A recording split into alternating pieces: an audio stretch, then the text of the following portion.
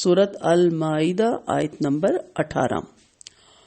قالتی اور کہا الیہود یہودیوں نے والنصارى اور نصارہ نے نحن ہم ابناء بیٹے ہیں اللہ کے واحباؤہ اور اس کے پیارے ہیں۔ کل کہہ دیجئے فالما پھر کیوں یعذبکم بذنوبکم وہ عذاب دیتا ہے تمہیں بوجہ تمہارے گناہوں کے۔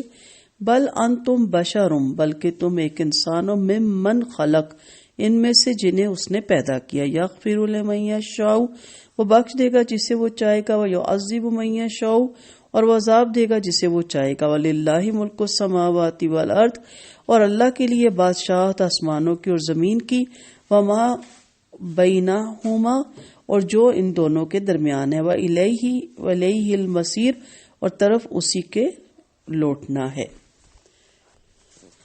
اس آیت کریمہ میں یہود و نصارہ کی ایک اور گمراہی بیان کی گئی کہ ہم تو اللہ تعالیٰ کے بیٹے اور محبوب لوگ ہیں۔ چنانچہ بائبل میں آج تک اس قسم کے حوالے موجود ہیں۔ خداوندہ نے یوں فرمایا کہ اسرائیل میرا بیٹا ہے بلکہ میرا پلوٹا ہے۔ خروج 22۔ تم خداوندہ اپنے خدا کے فرزند ہو۔ استثناء 4:22 اور یہ ہے 14:22۔ اور انجیل میں ہے کہ مسیح علیہ السلام نے نصارہ سے کہا میں اپنے اور تمہارے باپ کے پاس جاتا ہوں۔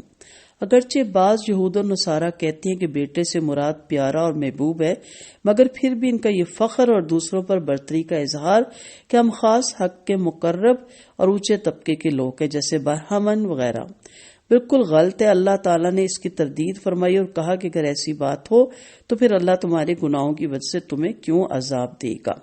آج کے دور میں سید بھی اپنے آپ کو بڑی ڈیفرنٹ لوگوں سے سمجھتی ہے۔ کہیں کوئی محب اپنے حبیب کو عذاب دیتا ہے، حالانکہ تم خود اپنی زبان سے اعتراف کرتے ہو کہ ہم صرف گنتی کے دن آگ میں ڈالے جائیں گے۔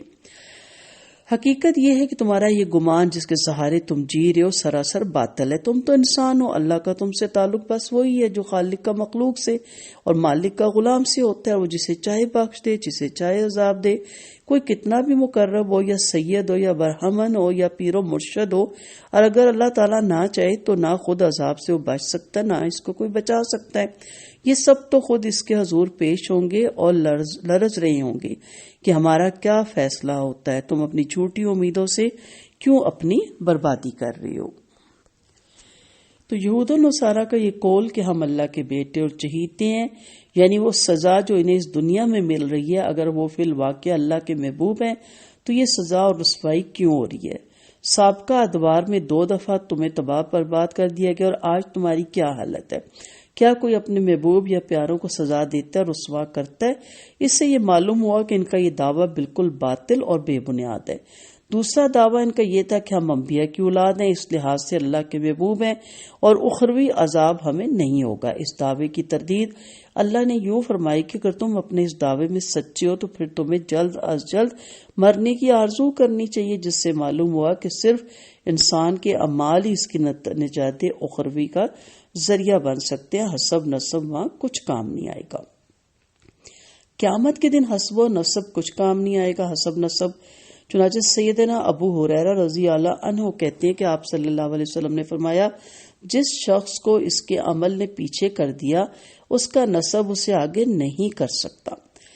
سورۃ شورى کی آیت وَأَنذِرْ عَشِيرَتَكَ الْأَقْرَبِينَ جب نازل ہوئی تو آپ صلی اللہ علیہ وسلم نے اپنے رشتہ داروں کو بلایا اور ان کے نام لے کر کہا، مثلاً اے ابن عباس، عبد المطلب، میں تیرے کچھ کام نہیں آ سکوں گا۔ اے صفیہ، آپ صلی اللہ علیہ وسلم کی پھوپھی ہیں، میں آپ کے ساتھ کچھ وہاں کام نہیں آ سکوں گا۔ فاطمہ بنت محمد صلی اللہ علیہ وسلم، میرے مال میں سے جو تم چاہو مجھے دنیا میں طلب کر لو، میں تمہاری کسی کام نہ آ سکوں گا۔